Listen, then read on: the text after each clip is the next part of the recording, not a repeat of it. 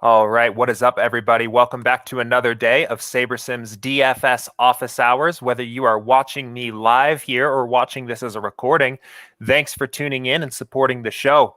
We are getting new viewers to this show every single day here. So if this is your first time watching this is a live Q&A style show where I answer questions from our users about SaberSim, about DFS, about sports betting. We talk a little bit of strategy type questions. We do some product demos and some more instructional content.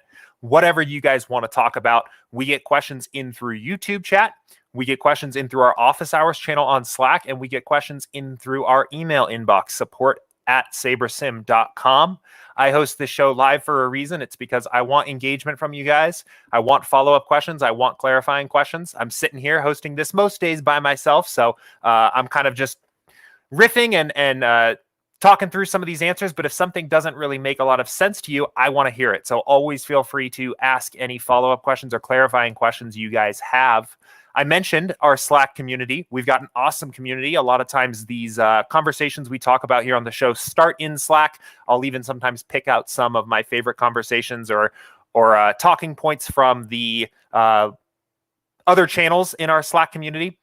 The link to join our Slack community is in the description of every past office hours video. It will be in the description of this video once I am done being live here and post this up as a recording. So if you'd like to join the Slack community, I highly recommend it. Go ahead and I was reading some comments here.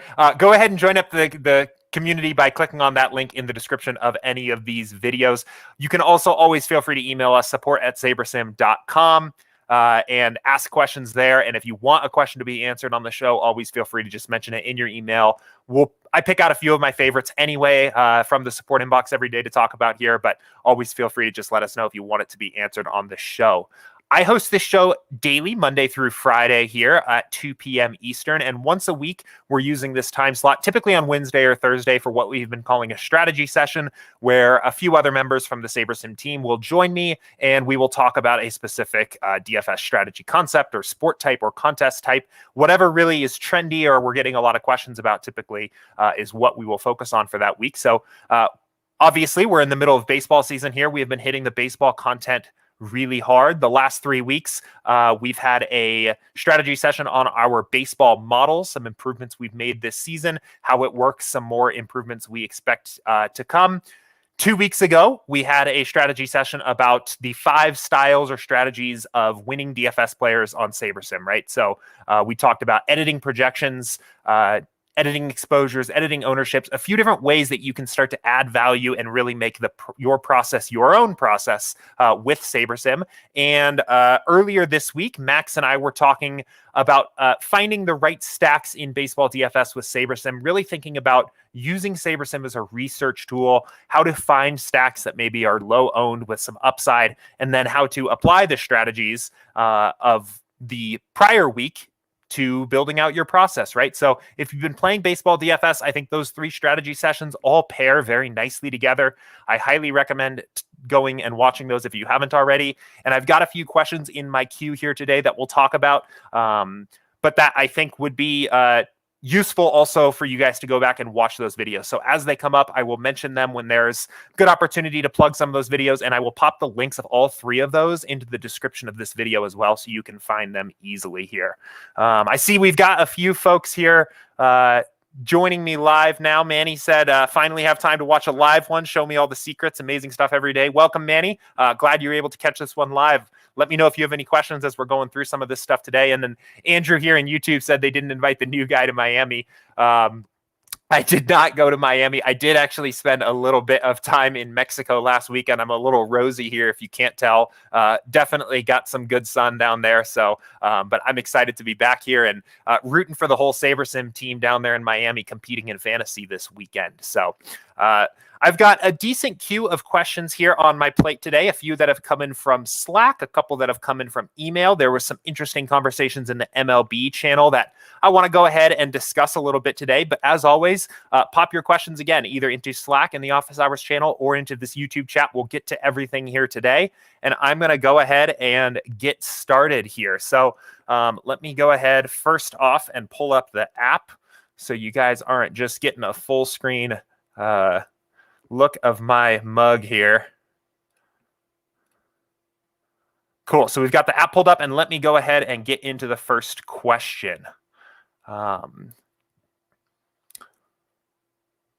Okay, let's see. So this question came in from Sean. This was from our from email. And it looks like he had some kind of basic questions here about the interface overall. And he mentioned that he was in particular looking at golf. So I'm going to go ahead and swap back over to golf, and we'll take a look at the main slate for PGA this week and pull this up here. Oh, wait a minute. Click the wrong one. That is for the Open coming up next week here. Let's get yesterday's tournament in. Perfect. Okay, cool. So he asked, what does SS Own mean, and how do I correctly use the My Own tab before I do a new build? There were a series of questions here. We'll answer them all. This question does come up pretty often here as users are getting familiar with the interface. So SS Own is referring to our ownership projections, how owned we expect that player to be in the contest. And My Own here is going to be your custom ownership projection, right? So we separate these out into two columns so you can always see where we had a player projected owned, and then of course where you have a player projected owned. If you are uploading your own ownership projections as well, we can go ahead and here, let's just, for example, say we were expecting Burger to be 40% owned, and maybe we had a bunch of our own custom ownerships. If we uploaded these, you'll see this changes now to 40. It lets you know, it gives this little green indicator to let you know that your custom ownership is higher than ours.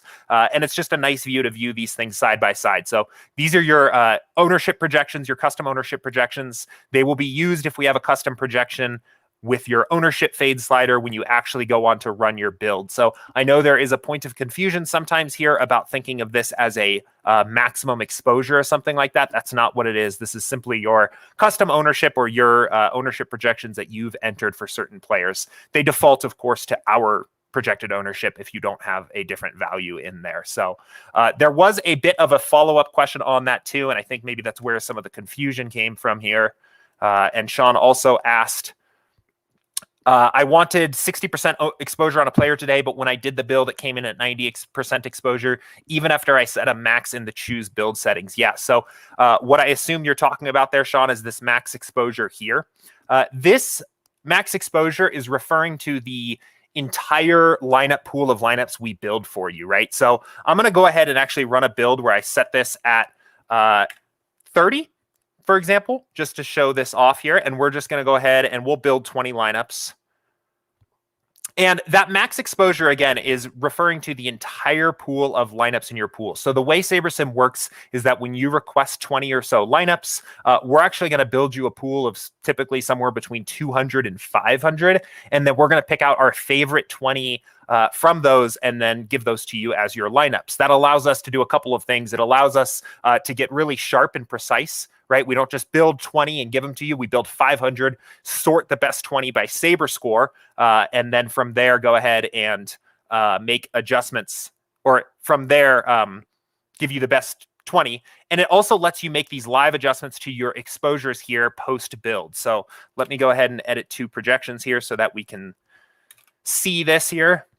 So you'll see we do have 100% Daniel Berger, even though we set a max exposure. And if we expand this pool up to 500,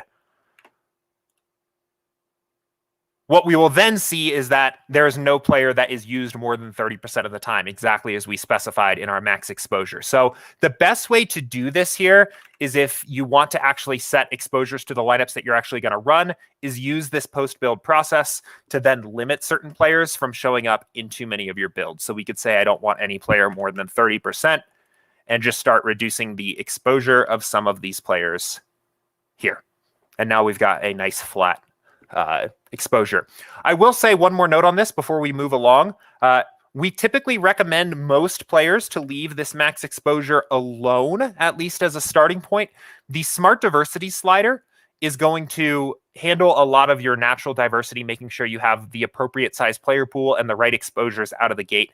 The way this works is that the higher this number is, the smaller the number of simulations we use to determine each player's projection when we build every individual lineup, right? So when we have a player like Russell Henley here, we've got a full set of simulations for what we expect to happen in the golf tournament that week. His projection here of 85.23 is an average of all of his outcomes in all of the simulations. And the higher smart diversity is, every single time we build a lineup, we will use a small bin of simulations randomly selected to determine that player's projection and then decide whether or not to use them in the lineup, right? That allows us to capture real ranges of outcomes. It allows us to apply some randomness and diversity to our pool, but in a way that actually captures upside, that captures the real ranges of outcomes of those players, right? And that's going to allow you to have a generally diverse player pool to begin with. So there's nothing wrong with using a little bit of max exposure, particularly if you've already got your smart diversity very high or at 10, and you want to make sure that your lineup pool, your entire lineup pool, right, your full pool, has some additional diversity in it. If you know, for example, that you don't want a player over 60% owned whatsoever, one thing that can be useful is setting this at that value. And then you know that you're always going to have enough lineups to work with as you go in and start setting your exposures here. But that is the easiest way to use that. So, Sean, I know a few different moving parts here. I think it all ends up making it much easier to manage your exposures post-build without having to build additional lineups. But if you're still having trouble or still have some additional questions here, don't hesitate to reach out. I'm happy to talk through this in a little more detail. So let me just make sure that I've got I think that was all the questions that I saw in this email here. So I will leave it at that and move us along. I'm going to jump to the next question that came in. This also came in from email today. Let's pull this up here. All right, cool. So this question says, I want to be able to better read the range of projections on SaberSim. Is there a possibility that you can give me 2 examples of when a player has a better range of outcomes more than another player through a picture, or what determines if the player has a good range of outcomes? So I'm going to hop back over to baseball here, and we'll talk a little bit about this. First off, well, let's go ahead and let this pull up here. So I think looking at the ranges of outcomes when you click a certain player's name is maybe not so much useful from the purposes of looking for a good range of outcomes or a bad range of outcomes, but understanding the difference in ranges of outcomes of certain players at different positions or across different sports, and then understanding why those outcomes are so different, right? I think this is best shown on baseball looking at a pitcher versus a batter, right? So if we look at someone like Blake Snell, who is our highest projected pitcher on this slate tonight, he's got a mean projection of 22.42, right? Again, that is the mathematical average of all of his game simulations that we have. And you can see that pitchers in baseball are fairly normally distributed, right? This is resembling a bell curve. A normal distribution means that a player's likelihood of scoring 10% over their mean outcome is the same as their likelihood of scoring 10% under their mean outcome, right? A perfectly normally distributed player would be a player that has a relatively lower variance in a way, right? The most common outcomes are the outcomes closest to their mean. So you can see that 22.42 outcome is probably tucked in somewhere right here. And you can see this outcome happens about 12% of the time. And the other primary outcomes that happen for this player are also all kind of condensed around the mean. Another way this can be interesting here looking at is a player's range of outcomes where it's a very steep bell curve, and most of the outcomes all take place right around the mean, means that that player is a very safe play, right? They score a lot of points around their mean outcome often. They don't have as many high outcome simulations, and they don't have as many low outcome simulations, right? We can see... So perhaps looking at this, right, someone like Taijuan Walker, you can see maybe has a little bit more volatility than someone like Blake Snell. Probably not by much, but you can see that this is a little bit of a flatter normal distribution here than Blake Snell. But where this really gets interesting is starting to look at a hitter, right? For example, Tatis, 12.32, our highest projected hitter on the slate. If he was normally distributed, you would expect that his most common outcomes were condensed around 12.32. And if we click him, we will quickly see that that's not the case. Tatis's most common outcomes are around 0, first of all, and very low scores. And it's these big upside performances that in general push the mean towards somewhere around 12 points, right?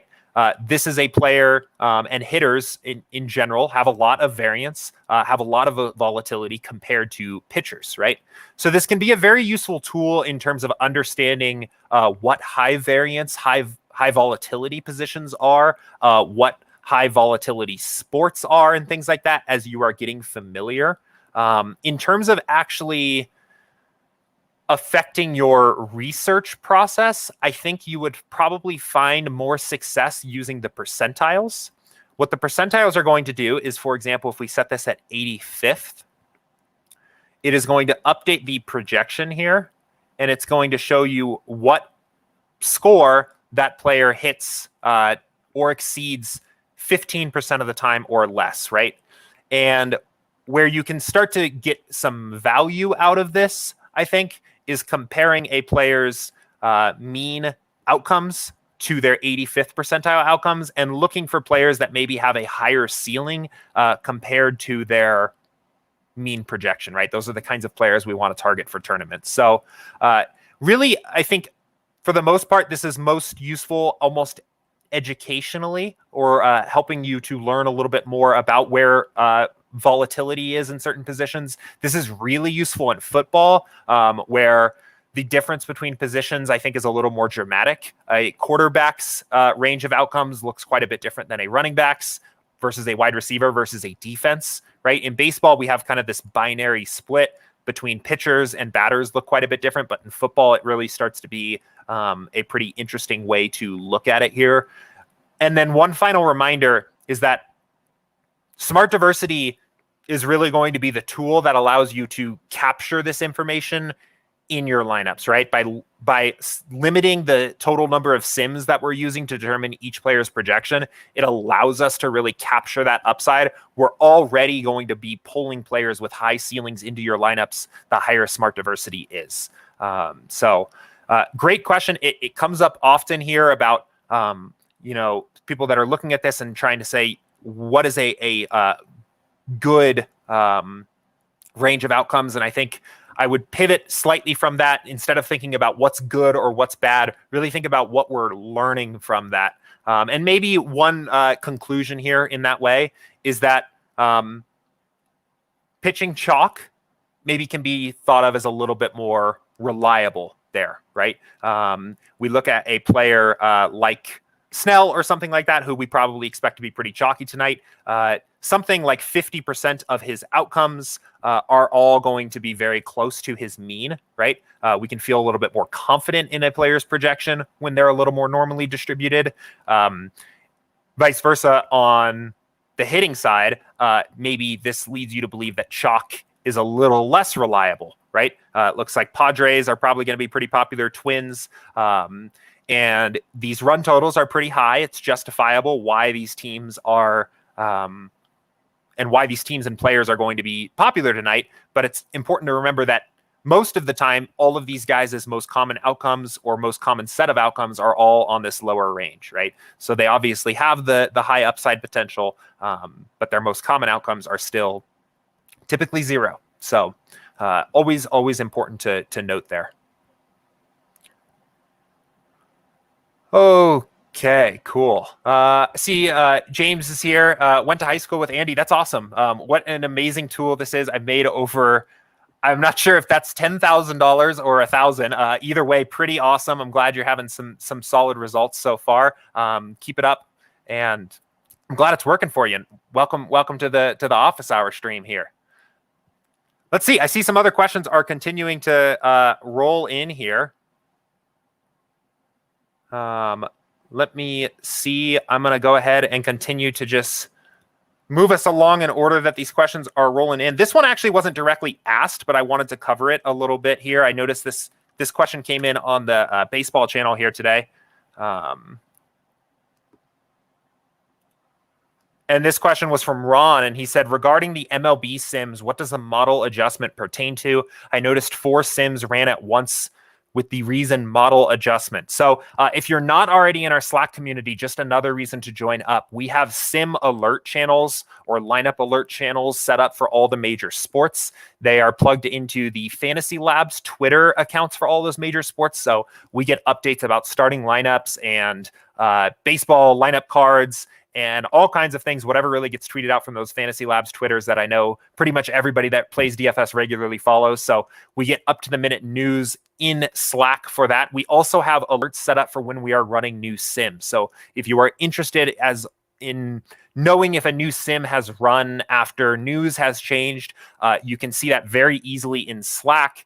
And there'll be an alert every time a sim runs. And we will typically have a reason for why that sim runs. So in baseball, there's a bunch of these. The most common ones you'll see are that the home or away lineup has been confirmed or changed. That's probably the most common one. There's also umpire information coming in, can sometimes make some changes here, or changing the roof status of whether or not the roof is open. But we do have one here that Ron is mentioning, and it is model adjustment. So this is going to be the first time here where I plug one of those videos that we've been talking about here from the past couple weeks, and that is the how our baseball model works. When I had Matt and Will on here a couple weeks ago talking about the baseball model, they mentioned that we are now doing a fairly rigorous manual review of our model every single day for things that maybe the model isn't prepared to catch very well on its own, right? That can be pitch counts. That can be maybe some concerns about injury. Really, there's a vast variety of things that can cause that, and that means typically that we've done some minor change, some kind of minor manual change to that game's situation overall, right? So if you see the sim has run reason model adjustment, it means that we are picking up on something that we think needed a little bit of manual tweaking. We've made those manual tweaks and rerun the sim there. We are going to continue to increase the transparency overall over the next couple weeks here and couple months about making it clear to you guys what this manual review process really looks like. So hopefully trying to come up with maybe some content around that, talking through a little bit more about what that manual review process looks like. But that is all that means when you see that. Again, if you are interested in a little bit more information or a little more detail about the things that can come into play there, when you see that sim alert, I would recommend going back, checking out that How Our Baseball Model Works video. I will link it in the description of this video here. Matt and Will are super sharp, and they really kind of did a deep dive here into the baseball model overall in that video. It's some really great content, so highly recommend checking that out. All right. Cool. Let's go ahead. We're going to keep it rolling here. Now we're jumping over to Slack, and this question came in yesterday evening here from Buffalone. And he said, I'm not sure the best way to ask this question, but if I'm building 20 lineups to enter into 20 max contests, is there an easy way to combine lineups from different builds? For example, if I wanted to make 5 lineups under the assumption Darvish gets rocked by Washington bats, so I up Washington total runs significantly, but also wanted to hedge that with 5 Darvish lineups where I'd lower Washington run total, and then additional 10 lineups under a third builder setting, 20 lineups total, but multiple build settings. Is it possible to combine them? Hopefully this question makes sense.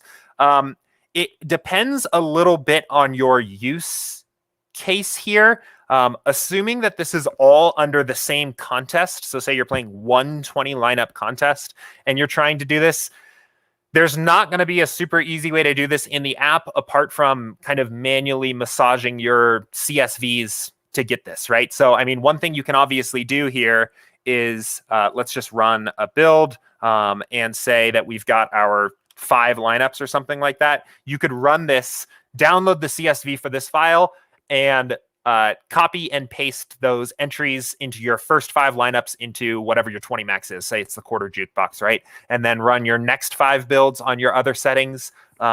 Copy and paste those into the next 5 lines of your CSV entry, right? That's probably the easiest way to do that. The problem with doing that, there's not a very easy way to do this with the entry editor. I'm going to go ahead and just load in my entries here. There's not a very easy way to do this with the entry editor here, mostly because of the way our fill and our fill methods work, right? It's kind of assuming that one set of lineups have a consistent set of projections and build rules and a Saber score associated with them, and those lineups will be added all to the same contest. So I would say if you want to get so granular as to using multiple builds for the same individual contest, your best bet is going to be jumping over to the CSVs themselves and manually kind of moving these in and out as you see fit.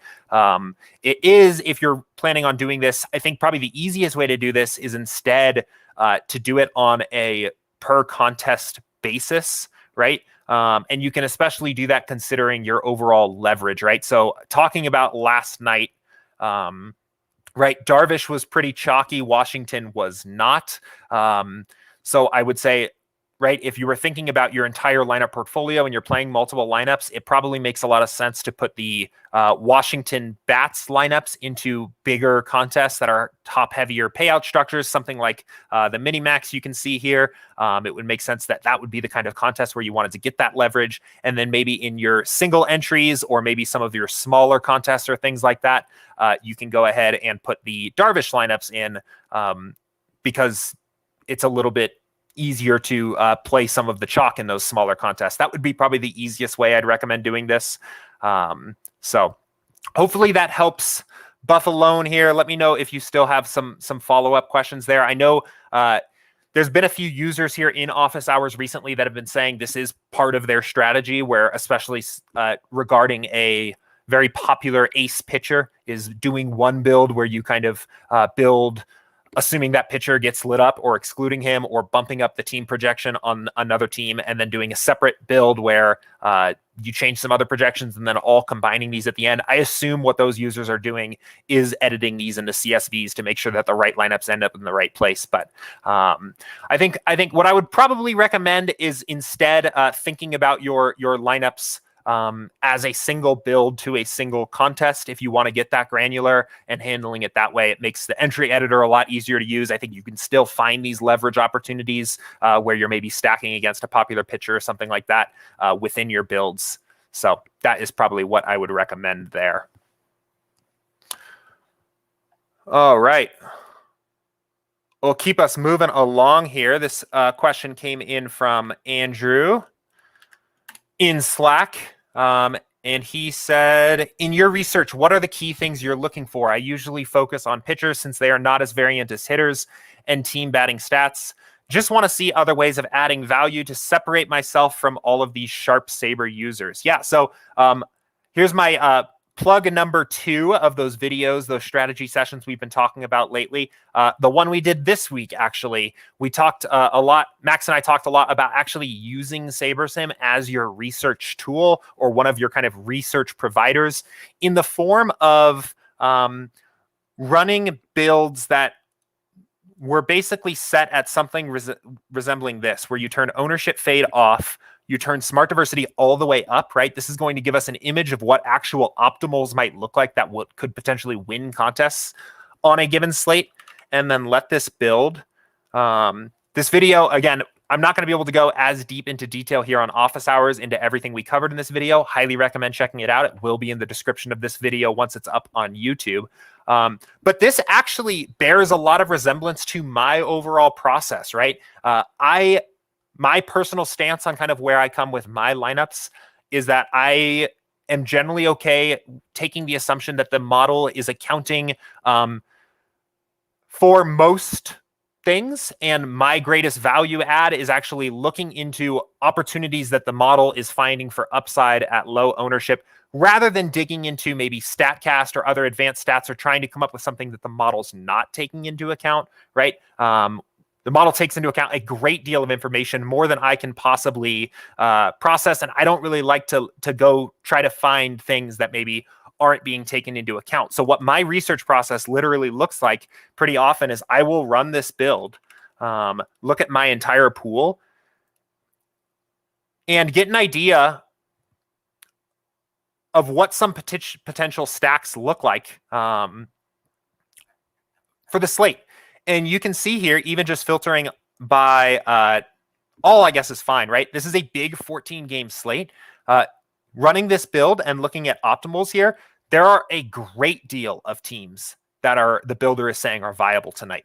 So again, I haven't really started my research process rigorously here for tonight's slate, but what this is indicating to me right off the bat is that almost anything is viable. And there's clearly probably 8 or so teams here that have at least 10% equity here in the top 500 optimals. This would indicate to me that I'm going to be very wary of chalk tonight, right? I don't know how chalky teams are necessarily going to get with 14 games on a slate, but if we get closer to lock and the Padres and the Twins and the Dodgers and some of these other teams with high run totals are starting to look like they're going to be very chalky, I'm probably going to find some leverage by going to some of these other teams here and starting to get some extra exposure to some of the other teams that are showing up in this build, right? If you are unsure exactly how to do that, I would recommend watching the video from last week, the 5 styles or strategies of winning DFS players, and watching that video and seeing how you can edit projections or exposures or ownership to start really dialing in your builds and nailing down your individual process, right? So again, I want to keep hammering home the point. Those 2 videos, they pair very well together. You've got video 1 here being the why, how to know maybe what are some teams that have some additional upside versus the how, right? Editing your projections, editing your exposures, and things like that. I see Andrew followed up by saying, how do you know if they're going to look chalky as we get closer to lock?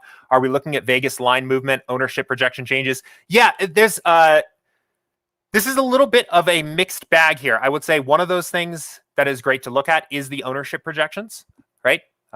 Keeping an eye on what potentially chalky teams look like throughout the day here. So we can just see what we're looking at right now, right? And some of this, honestly, can just be a matter of just quick glance, right? I think some of the teams that are already popping here in particular are the Dodgers, Philly, Minnesota, right? These are teams that look like they're going to be chalky. I love this. I've brought this up. It's been a little while since I've actually see Labs, MLB Vegas. Let me see if I can. So Fantasy Labs has this Vegas dashboard. This is another thing I look at. I find that the field just consistently over gravitates to teams that have the highest run totals, especially if there's far and away one team that starts to get a run total that is pretty high up there. I expect that team to be the chalkiest team on the slate.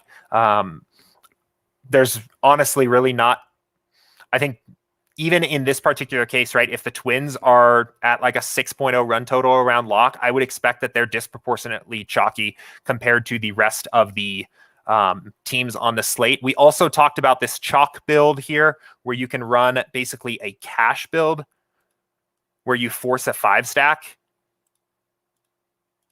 And we'll run this and get an idea of what the chalkiest construction is likely to be on a slate. I think this can be really useful. Some of this also you can follow along on like social media. If you follow kind of some other DFS content providers, to be completely honest, and YouTube and things like that, and just see who's getting touted, really. A lot of that pick content that you find out there is specifically designed to be very safe, right? The players and the plays that typically get touted are very safe plays, right? People don't want to be wrong, and they especially don't want to publicly come out and say, I'm on this team tonight, and pick a team that isn't the most likely to have a ceiling outcome, right?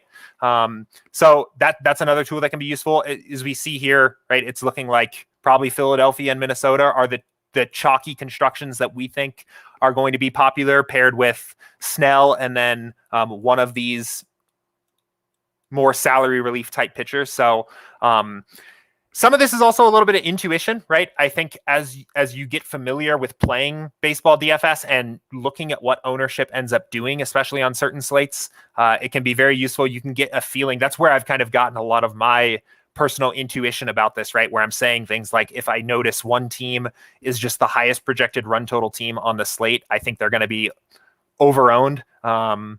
Right. I think that's a little bit of learned intuition that I've gained from playing baseball DFS for years here. And just also in particularly this season, you can kind of get a feeling for that. So, but I guess long story short, right. What our upside build or our max smart diversity build here implied to us is that there's a lot of different options here on the slate. So I am pretty much just looking to play anything that I think might be potentially a little less popular. And that's kind of what my process looks like. I know, Andrew, you mentioned in the original comment here that you usually focus on pitchers. I think that's totally fine. I think you can kind of take a similar approach to pitching. One thing I will say, let's go ahead and look at our pitchers. So it's a pretty spread out pool at pitching as well tonight. I think part of that comes with the fact that our most expensive pitcher on the slate is somehow Jake Odorizzi. This isn't a particularly awesome pitching slate. I actually think this makes this all a pretty fun slate. There's actually a lot of different routes you can go. I think in general, you'll find that pitching ends up being a little more condensed for the same reasons we were talking about before, right? Pitchers are a little less volatile. Chalk ends up tending to be a little bit better at pitching. Obviously, a bit ironic here making that statement after Scherzer and Darvish both got completely lit up last night as like the two chalkiest pitchers on the slate.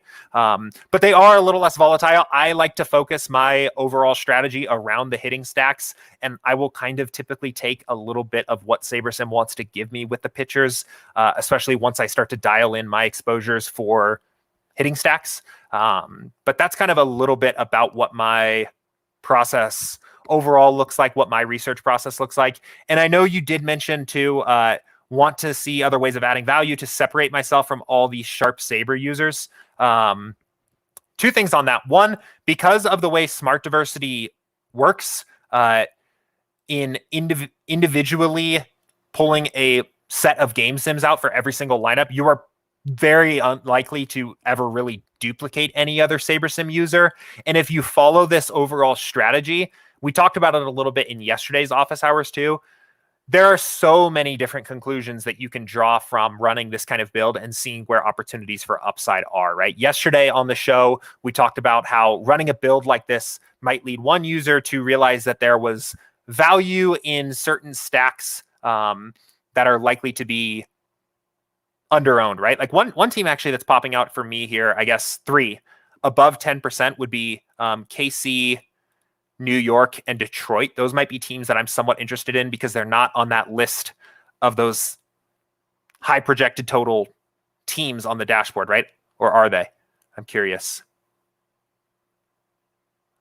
So many games on the slate tonight. So Detroit is like a very interesting one. This isn't the most inspiring line movement for Detroit, but it is interesting that the builder thinks there's 10% viability, and it's probably on it's probably on smaller stacks, right? But the builder obviously sees that there's some upside potential for Detroit on a slate like this. The Yankees were another one.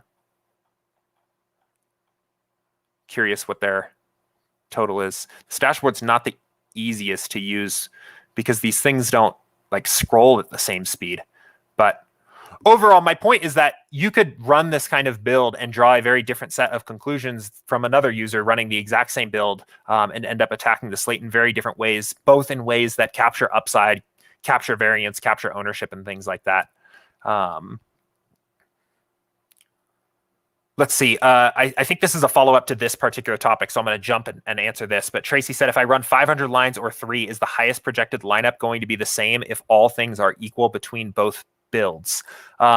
Okay, so a couple notes on that. So we don't, first of all, by default, we don't sort our lineups by projected score. We sort our lineups by Saber score, which is a algorithmically calculated score that factors in correlation, ownership, and upside in line with how your sliders were set for the contest, right? So if you see, this is our build here again. I've just gone back down to 20. Your builds at the top are going to be sorted by the Saber score. So the first lineup is always going to be standardized to a Saber score of 100. And then you can see going down from here, we'll break down the next lineups will be showing up with Saber scores as we move along. We do have an option here to sort by projected score, which will actually instead sort by projected score. You'll see the top lineup is no longer a 100 Saber score. There's some variance here in the Saber score overall. Here's our 100 Saber score lineup. It is now the fourth best lineup. And if you are running these builds, it is, and then sorting by projected score, exactly as Tracy said here. So if you run 500 lines and then 3 and say you sort by projected lineup, it isn't necessarily true that you're still going to get the same lineups at the top because of smart diversity, right? Smart diversity is randomly selecting a small pool of simulations to determine each player's projection and then decide if they're going to go in a certain lineup or not. So it doesn't necessarily mean that your top lineups are going to be the same, because there's no guarantee that you get the same lineups in your overall pool. Now, I would say sorting by projected score between any two builds is probably going to give you a similar overall portfolio, right? If we ran this over and over again and sorted by projected score here, we're probably going to see that Snell kind of remains our most popular pitcher. We're probably going to see that we're still getting a lot of Philly and Minnesota and Dodgers. But the individual lineups may end up being sorted differently. Or you may have certain lineups that appear in one build because of just the natural diversity of the builds that doesn't show up in another. The final kind of caveat to that is if you are playing cash, and you use the cash builder and set all these sliders to 0, and you are building basically just full cash builds. These are just mean projected optimal builds as we want to play in cash. These should be reproducible over and over again. You will always get the same lineup every single time. So let me know, Tracy, if that was helpful, if you have any follow-up questions here.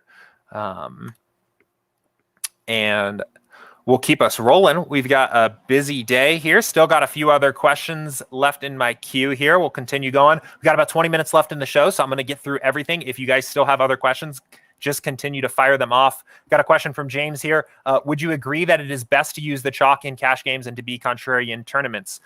Broadly speaking, yes, right? And that is captured here in our sliders and even down to the individual contest types, right? We can see that we have a similar ownership. We have a moderate level of ownership fade overall, right? A moderate interest in fading the chalk at like a typical 20 max.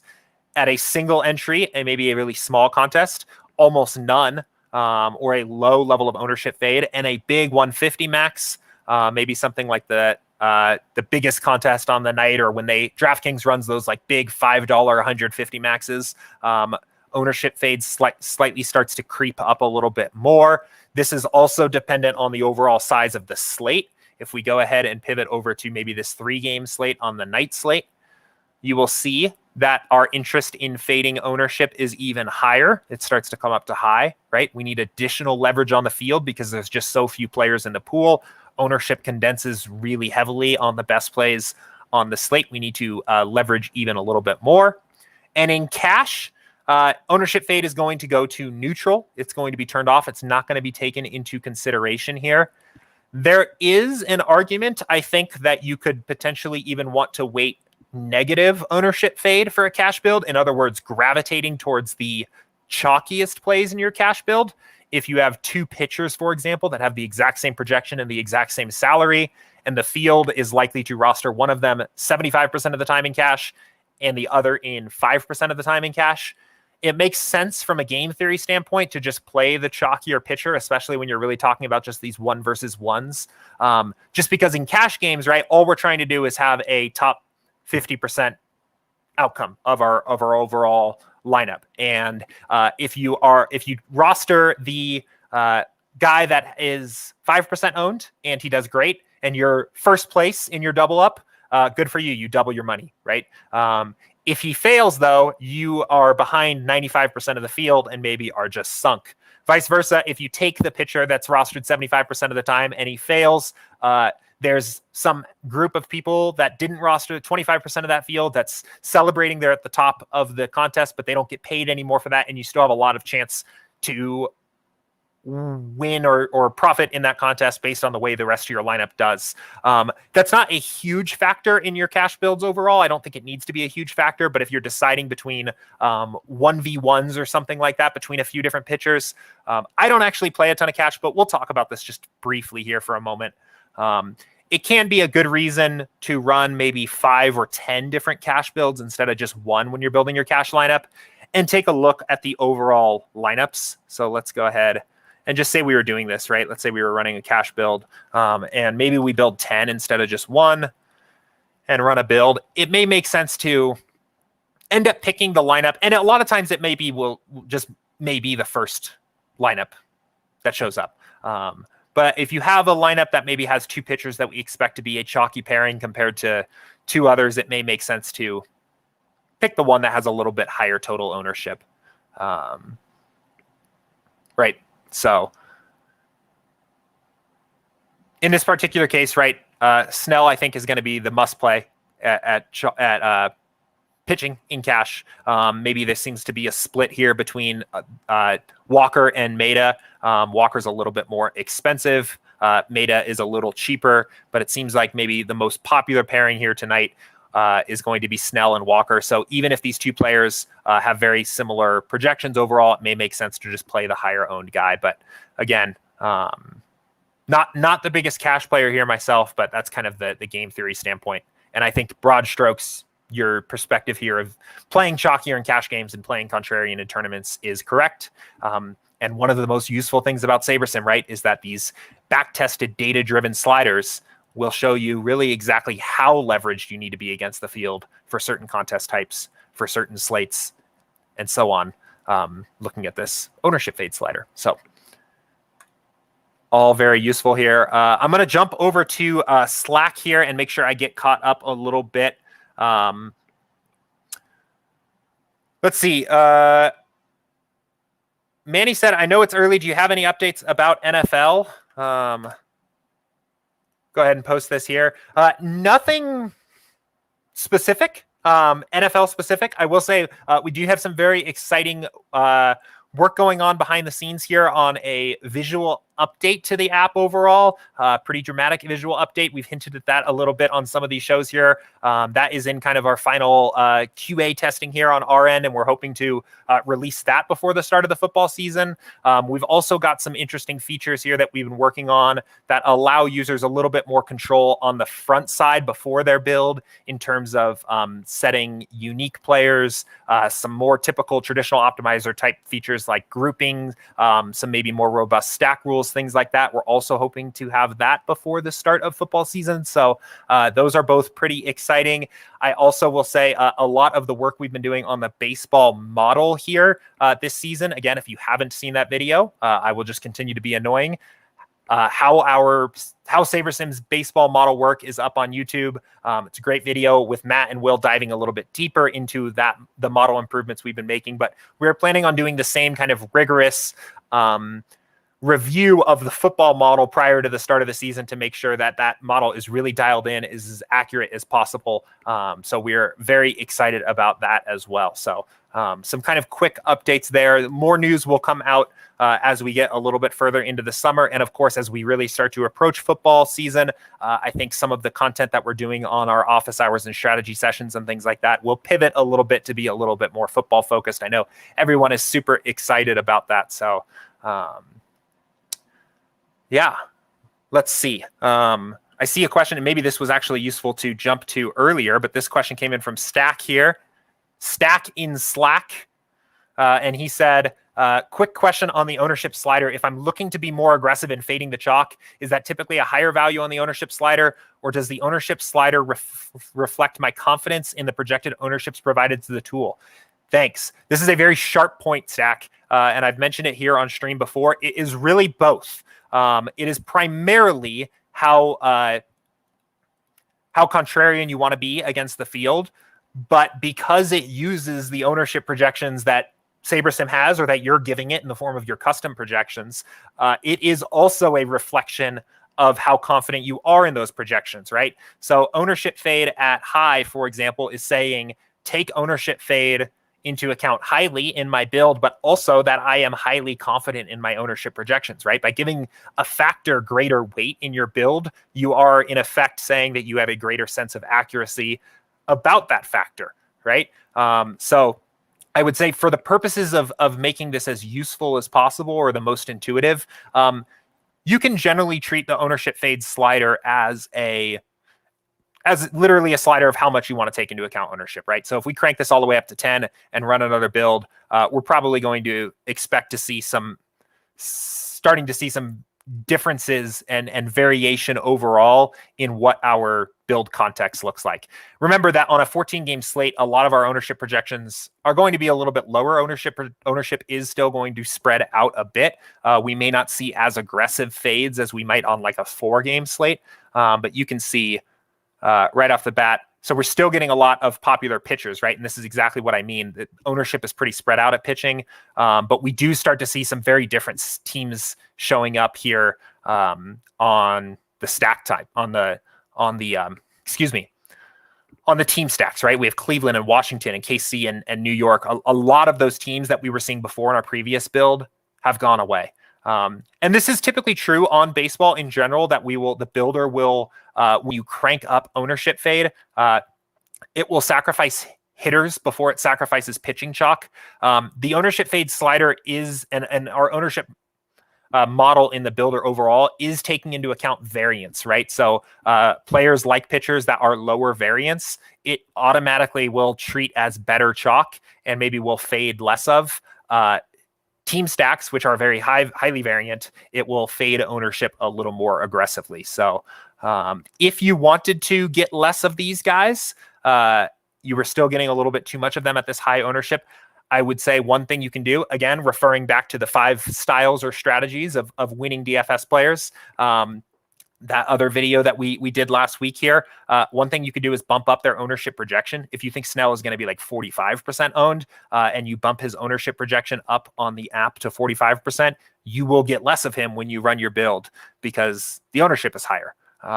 So that is another very good way to make use of that. All right. Let's see. Follow-up question from Stack here. Okay, so in other words, the fade is accounted for. Hang on.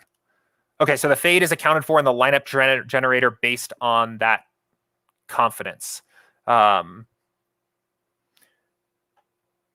I guess so.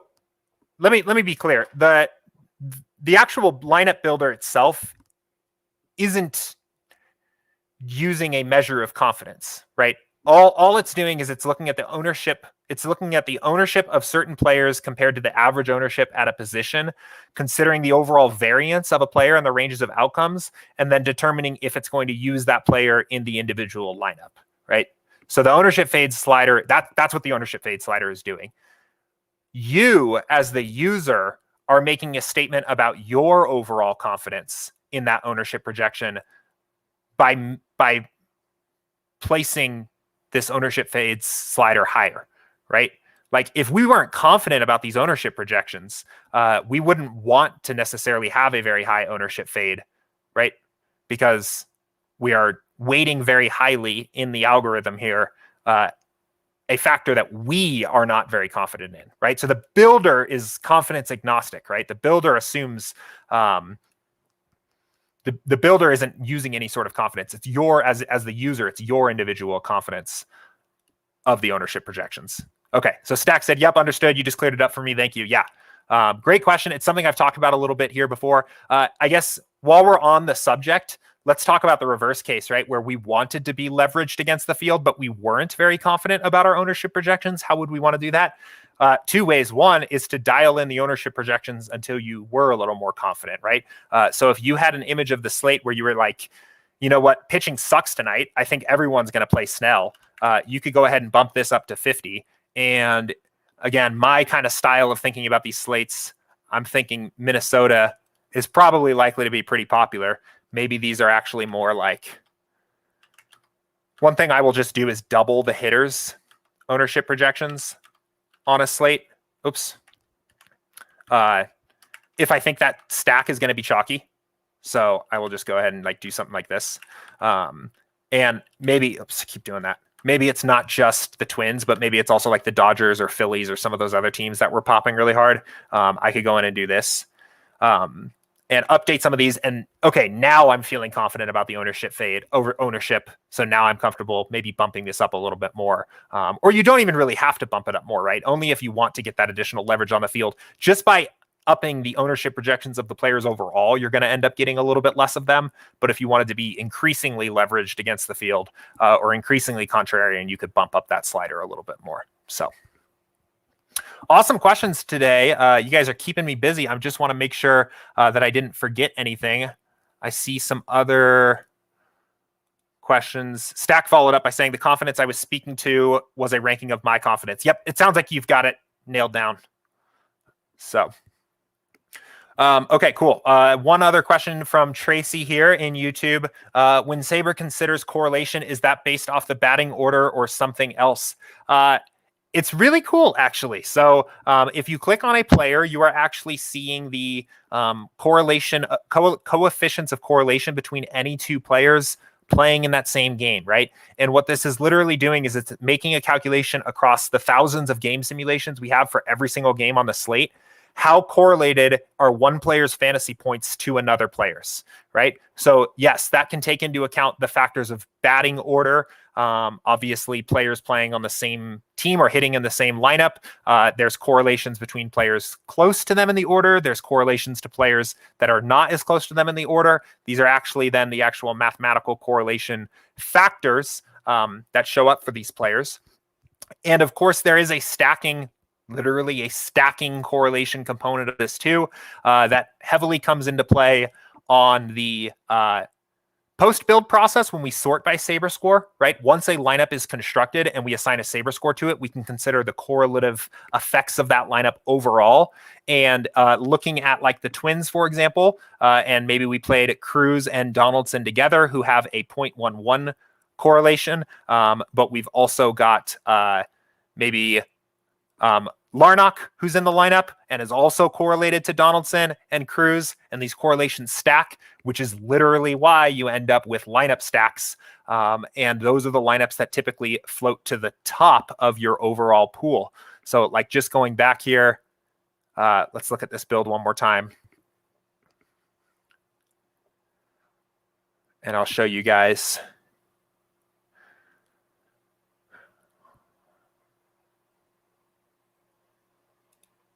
Okay, so looking at our stack types, right, of our pool of 500. Actually, wait one sec.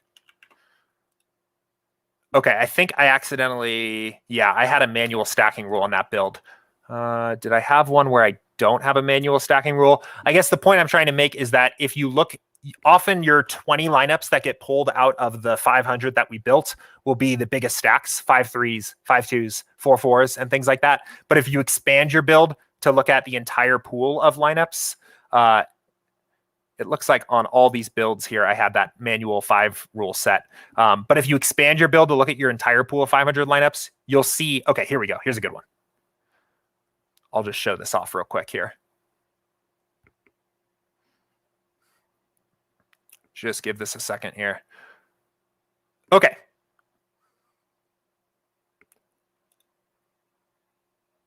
Wait, what did we use? Let's just run one more test build here because I want to make sure I have the settings set exactly the way I want to make this point. Okay.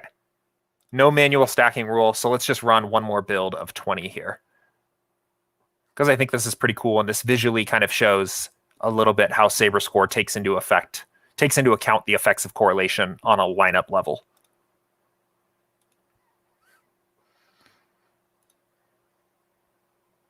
Give this a second to run here.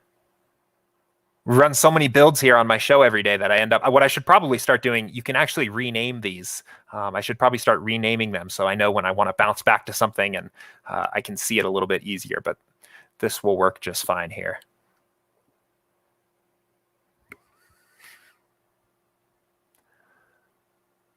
Okay, so we're building 500, then using our Saber Score to take into account the effects of correlation, ownership fade, and smart diversity, The most popular lineups that are floating to the top are generally larger stacks. It looks like we actually do have a couple 3-3-2s. That's just because there's so many players on the slate tonight. But they're floating to the top, the most correlated stacks. But if we look at our entire pool, right,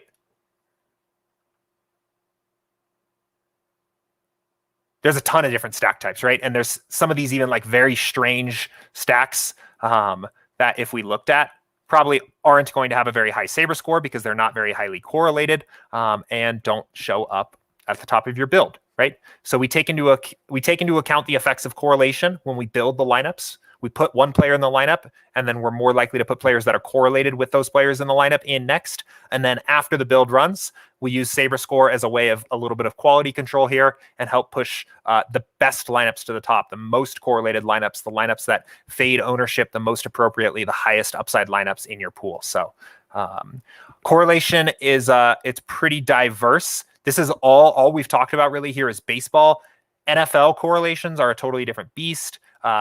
Basketball correlations, even though they are taken into account minorly most of the time, are a totally different beast. The coolest thing here about the way we handle our correlation is that we are actually leveraging our thousands of game simulations here to determine how correlated players are for any number of reasons, right? Batting order here for baseball, reverse correlation with the opposing pitchers.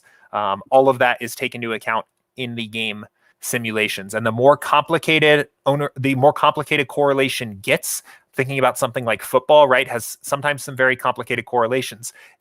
Two wide receivers are theoretically maybe positively correlated with each other in the outcomes where the team scores 30 plus points, right? They're both likely to succeed. But in outcomes where the team only scores 14 points, there's so much opportunity cost to two players both scoring the touchdown that maybe they're negatively correlated. We take into account all of that when looking at these correlations. So pretty cool. I do see one other question trickled in here from James. He said, how much could a top 25% MLB DraftKings player make annually if you were playing daily? That is a good question. I don't really know like the best way to answer that. It would obviously depend a lot on how much you are committing to your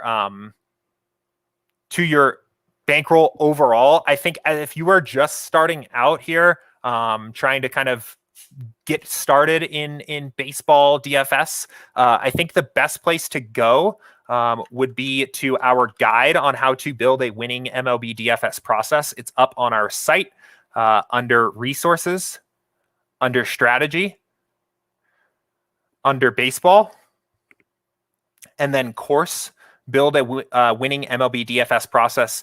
And you're actually going to see the first real lesson here. There's an intro lesson of 2 minutes, but this first real lesson here is bankroll management and contest selection.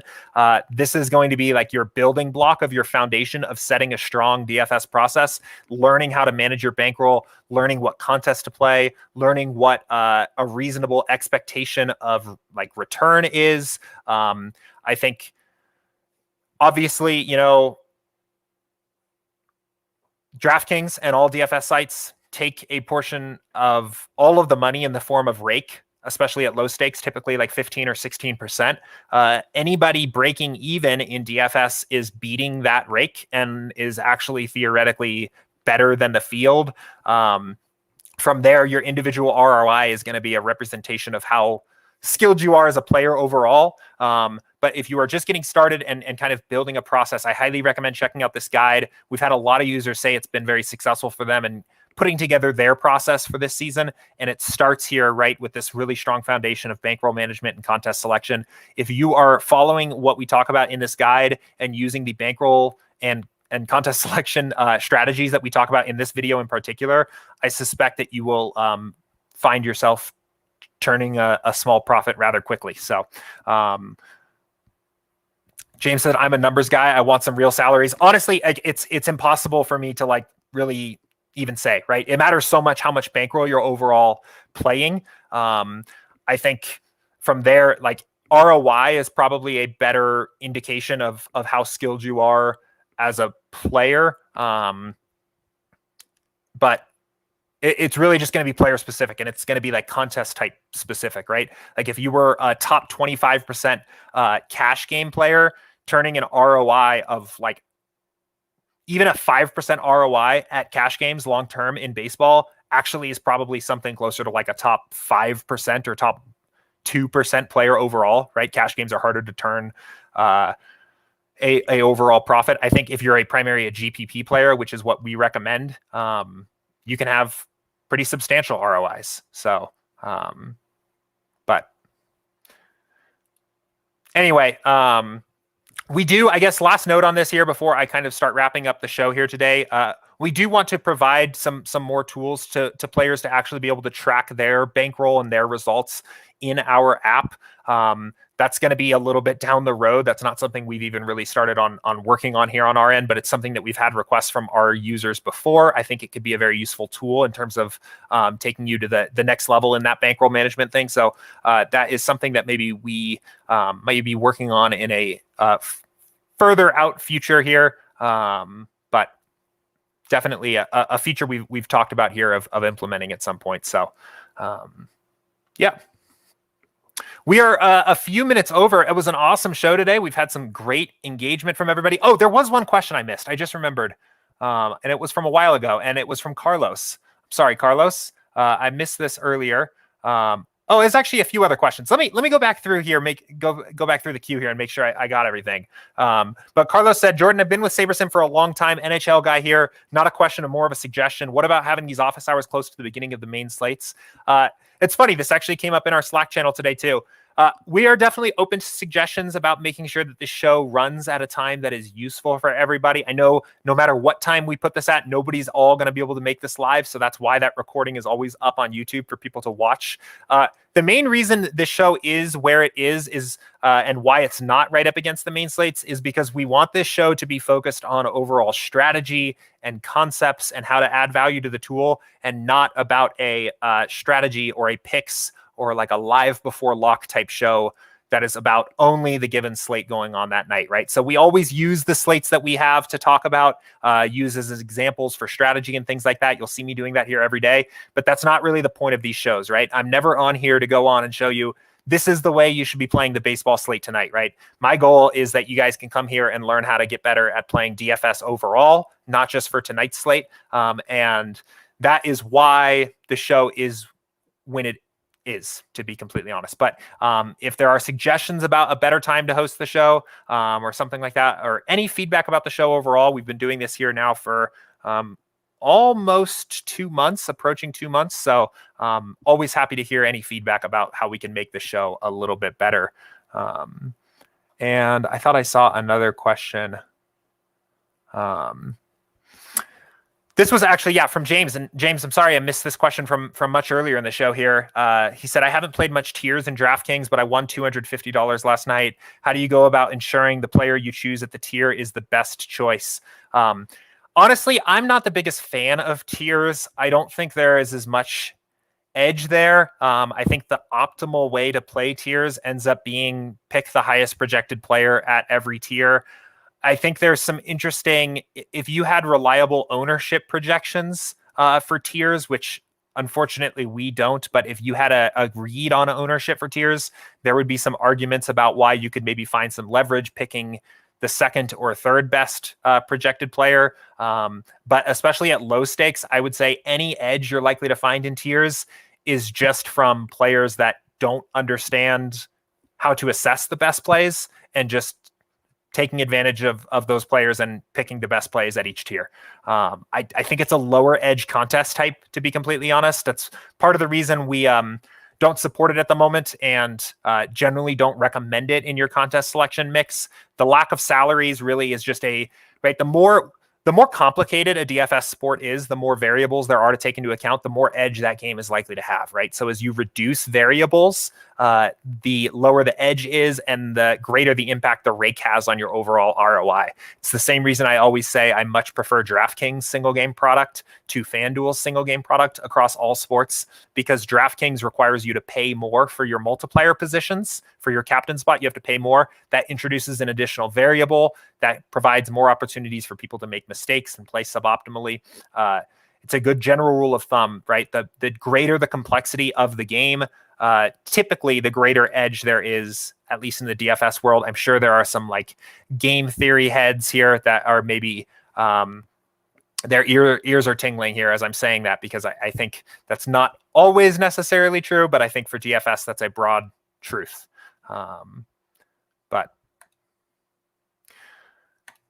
James said, appreciate that. Well answered. Carlos said, awesome, man. Thanks for taking the time to answer. Not a problem. I'm glad those answers were helpful. Thanks for the feedback again. I'm always just sitting here on the stream kind of talking alone, and sometimes it's hard when I get going on a certain question to make sure that people are actually feeling like I'm answering the question. So that kind of feedback is always helpful. Chuck just mentioned I'm late, just walked in, gonna watch from the beginning. Thanks for this in Slack. Welcome, Chuck. We are just about wrapping up. I'm actually now almost 10 minutes over. I appreciate everyone staying with me here throughout this whole thing. And again, I guess I'll start to kind of close this out here. So really appreciate everybody that has been watching this show, supporting the show, asking questions, whether you are watching these live or watching these back as a recording. I know we've been having a great group here live every day, but there are dozens more watching the recording after the fact, after work or whatever, when it fits into your schedule. So thank you all. I will say again, continue to welcome any feedback you have about how we can make this show better and better every day. It is Friday here. We're all off to the weekend. So we will be back on Monday, 2 p.m. Eastern with another office hours show. If you have questions, you're playing your weekend slates, you're confused on something, or maybe just have an idea of something you want to talk about, pop it into the office hours channel in Slack at any time. I always make sure on Monday to get all of the questions that came in through the weekend on Monday's show. You can also email us, support@sabersim.com, if you have a question and you'd like it to be answered. That's another great avenue. And we will be back again right here next week, Monday at 2 p.m. Eastern. Look forward to keeping it rolling, talk through a little bit more DFS strategy and stuff with you guys, and I will see you then. Take care.